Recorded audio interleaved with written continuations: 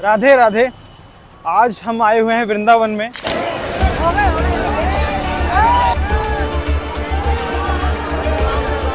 भाई हालत खराब हो रही है, नहीं हो रही?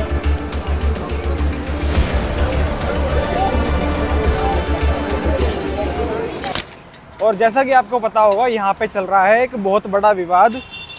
वो विवाद ये है कि यहाँ पर श्री बांके बिहारी मंदिर का कॉरिडोर बनना चाहिए या नहीं बनना चाहिए। आधे लोगों को तो उसके बारे में जानकारी भी नहीं है और आधे लोग इसके बारे में आधी ही जानकारी रखते हैं। मेरी ये हालत देख के तुम्हें पता लग ही गया होगा कि मैं दर्शन करके आ चुका हूँ और गर्मी बहुत ज़्यादा है। तुम्हें लग रहा होगा कि शायद अभी 2-3 बज रहे होंगे, नहीं, अभी सिर्फ 10 सवा 10 बजे का टाइम हुआ है और हम दर्शन करके आ चुके हैं लगभग 8 बजे। वृंदावन में हज़ारों की संख्या में लोग आते हैं रोज़ाना और रोज़ इतनी भीड़ होती है कि जो संभालना बहुत मुश्किल होता है और वीकेंड पे तो ये संख्या लाखों में पहुंच जाती है। जब मंदिर के अंदर मैनेजमेंट सही नहीं होती तो वहाँ पर भगदड़ होने के चांसेस होते हैं, वहाँ पर दम घुटने के चांसेस होते हैं, जो कि आप मेरी वीडियो के अंदर देख पा रहे होंगे किस तरह से लोग एक दूसरे से चिपके हुए हैं। श्री बांके बिहारी मंदिर जाने के लिए आपको इन्हीं गलियों से होके गुजरना पड़ता है। आसपास की दुकानें आराम से चल रही होती हैं और उस बीच लोग परेशानियों को झेलते हुए मंदिर के दर्शन करने जा रहे होते हैं। ये भीड़ आपको सुबह सुबह की दिख रही है। अगर थोड़ी देर बाद और मैं जाता तो यहाँ पर भीड़ और होती और गर्मी भी ज्यादा बढ़ जाती। सवाल ये है कि इतनी अधिक भीड़ क्या इन पतली गलियों में मैनेज हो सकती है? लोग दूर दूर से आते हैं, जिसमें बच्चे भी शामिल हैं, महिलाएं भी शामिल हैं, बुजुर्ग भी शामिल हैं। उनमें से किसी को भी इस हालत में कुछ मेडिकल इमरजेंसी आ जाए तो वो क्या करेंगे? अब जो हमारी यूपी में सरकार है, योगी जी की सरकार है, वो चाहती है जैसा कॉरिडोर उन्होंने काशी विश्वनाथ मंदिर में बनाया वैसा ही कॉरिडोर वो श्री बांके बिहारी मंदिर के यहाँ पर भी बनाए, जो कि सोचना एकदम सही है। और वो क्यों है आप खुद देखिए। मैं अभी दर्शन करके आया हूँ और जो मेरी हालत हुई है वो आपके सामने है।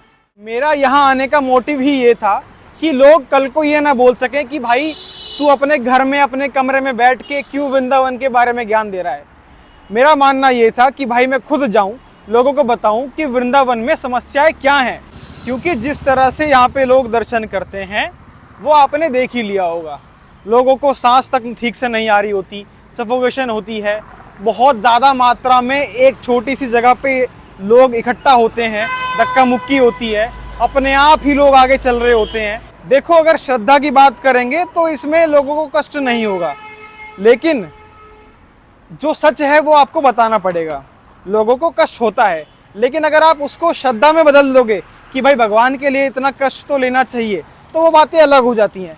हाँ बिल्कुल, जहाँ पर श्रद्धा की बातें आती हैं वहाँ पर कष्ट नहीं देखा जाता। लोग कष्ट सहकर भी मंदिर जाते हैं, दर्शन करते हैं, लेकिन इसका मतलब ये तो नहीं कि लोगों की जान की परवाह करना हम बंद कर दें, क्योंकि जहाँ पर हादसे होते हैं वहाँ पर सबसे पहले प्रशासन और सरकार को ही निशाना बनाया जाता है। अब सरकार जो है वो इस मंदिर को ट्रस्ट के हवाले करना चाहती है, लेकिन जो यहाँ के पुजारी हैं, मठ हैं, वो नहीं चाहते कि ये चीज़ हो, क्योंकि वो काफ़ी सालों से इस मंदिर की देख रेख कर रहे हैं, इसको संभाल रहे हैं, इसका मैनेजमेंट करते आ रहे हैं। जो यहाँ की आसपास की दुकानें हैं, बिजनेसेस हैं, वो काफ़ी तौर पर उन्हें नुकसान पहुँचेगा। तो उनका मानना ये है कि जो कॉरिडोर है वो नहीं बनना चाहिए। कई सारे दुकान वालों ने तो कॉरिडोर का विरोध करते हुए बाहर अपने पोस्टर्स भी लगा रखे हैं, आपने देख ही लिया होगा।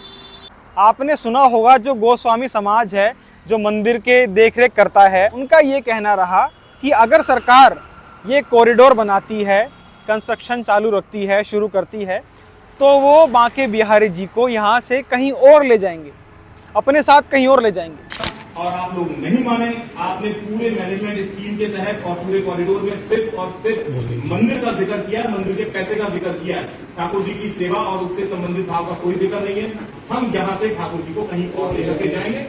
तो इस तरह की बातें करना भी बहुत गलत है। मैं किसी समाज के विरुद्ध यहाँ पर नहीं बोलना चाहता, लेकिन क्या बांके बिहारी जी किसी की प्राइवेट प्रॉपर्टी हैं जो वो यहाँ से ले जाएंगे? यहाँ पर लाखों श्रद्धालु आते हैं और हर रोज आते हैं। क्या ये उनकी आस्था पे चोट मारने वाली बात नहीं? श्री कृष्ण का तो पूरा वृंदावन है, कहाँ कहाँ से बिहारी जी को लेके जाओगे? बात वो नहीं है। अगर आपको विरोध करना है या फिर आपको किसी भी बात पर असहमति है तो उसको सही तरीके से रखना आपकी जिम्मेदारी बनती है, लेकिन इस तरह की बातें करना बहुत गलत बात है। और बिहारी जी को ना स्वामी हरदास जी महाराज ने प्रकट किया है और वो उनकी पर्सनल श्री निधि है और उन्होंने हम ही उनके वंशज सेवा करते चले आ रहे हैं। तो भैया ये मंदिर जो है प्राइवेट है, ये कोई सरकारी मंदिर नहीं है। तो अगर मैं आप ही के लॉजिक को लेके बात करूं तो आपने ये मंदिर सभी लोगों के लिए क्यों खोला हुआ है? अगर ये प्राइवेट प्रॉपर्टी है तो क्यों लेते हैं आप लोगों से वीआईपी दर्शन करवाने के लिए 300 रुपए? अगर आपको बिहारी जी की सेवा ही करनी है तो निस्वार्थ कीजिए। अगर ऐसी बातें किसी भी समाज के द्वारा की जाती हैं तो ये जाहिर होता है कि वो समाज श्रद्धालुओं के बारे में नहीं सोच रहा, लोगों के बारे में नहीं सोच रहा, बाकी बिहारी जी के बारे में नहीं सोच रहा, वो समाज खुद के बारे में सोच रहा है। कॉरिडोर तो बनना चाहिए, ऐसा तो लंबा नहीं चलेगा, कोई घुट के मर जाएगा, बहुत तकलीफ बहुत पड़ती है। कॉरिडोर बनना चाहिए। मंदिर के अंदर जितने भी तीर्थ यात्री जाते हैं अभद्रता नंबर 1 की होती है।